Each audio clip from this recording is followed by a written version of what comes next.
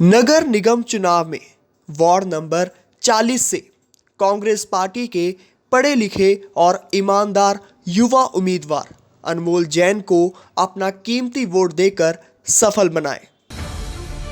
आज शनिवार को किसानों के देश भर में चक्का जाम के आह्वान के चलते किसानों के समर्थन में बोलते दिखाई दिए पूर्व केंद्रीय मंत्री एवं चंडीगढ़ विकास मंच के चेयरमैन हरमोहन धवन। पत्रकारों के सवालों के जवाब देते हुए हरमोहन धवन ने केंद्र सरकारों को लताड़ते हुए कहा कि केंद्र सरकार अपने यही कानून देश के किसानों पर जबरदस्ती थोपती दिखाई दे रही है, जो कि बिल्कुल ही गलत है और सरकार को किसानों की बात मानते हुए इन कानूनों को वापस ले लेना चाहिए।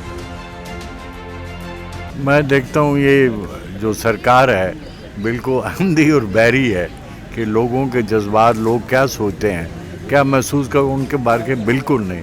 ये डिक्टेटराना एटीट्यूड जो है ये बिल्कुल ठीक नहीं है।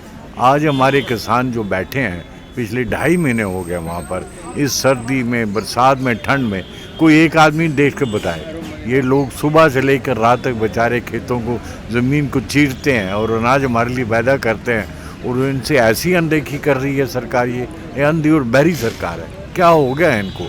अगर ये इनको नहीं माफ़ करें तो जनता भी इनको माफ़ नहीं करेगी।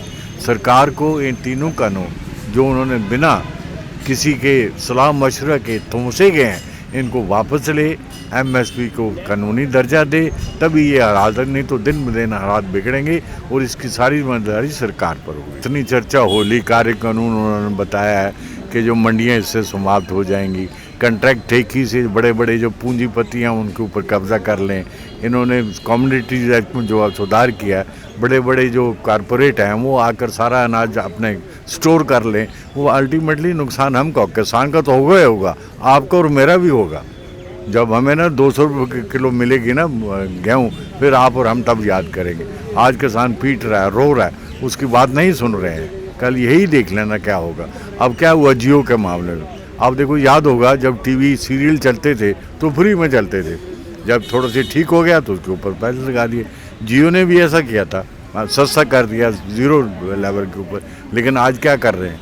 तो यही हाल होगा, हम मरेंगे। मंडियाँ कहते हैं भाई मंडी के अंदर तो 6% टैक्स है, बाहर फ्री कर दे तो मंडी में कौन जाएगा? क्या सोचते हैं ये और क्या करते हैं? ज़बरदस्ती लोगों को बेवकूफ़ बना रहे हैं। आपको लगता है ये कानून गलत है? बिल्कुल गलत है। मैं जो आर्गूमेंट दिए हैं, आप कंट्रैक्ट लेबर करेंगे, वो ये कहते हैं कि कारपोरेट आकर एक किसान की ज़मीन के ऊपर कंट्रैक्ट कर लिया, वहाँ पर उसने अपनी बिल्डिंग बना ली, कल वो उसके ऊपर लोन ले सकता है।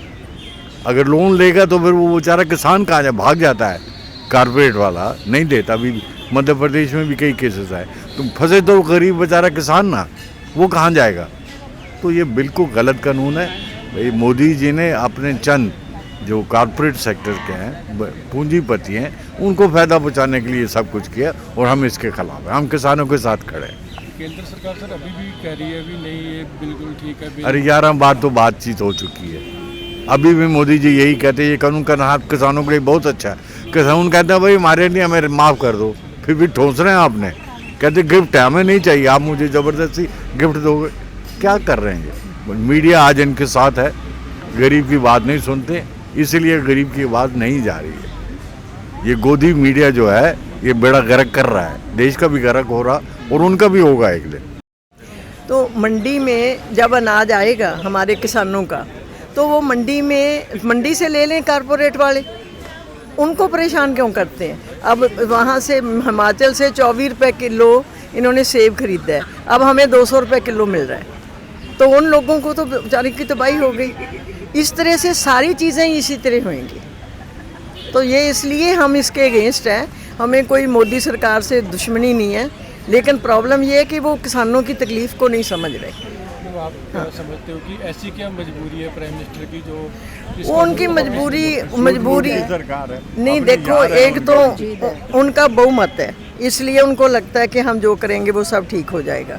दूसरी बात है जो कारपोरेट वाले हैं उनकी जेब में ये डाल चुके हैं, तो वो उनको खुश करने के लिए सारे किसानों पर जुल्म कर रहे हैं। देखा यहाँ पर नरसिम्हा राव को जाते भी देखा, इंदिरा गांधी से लेकर आज मोदी को हम देख रहे हैं। मैं 65 साल का हो गया, जब मैं आया था 15 साल का था इस शहर में, और अब मोदी जी को जाते देखेंगे। ये किस तरह से जाएंगे बस वो देखना बाकी रह गया। जूते तो ज़रूर पड़ गए इनके।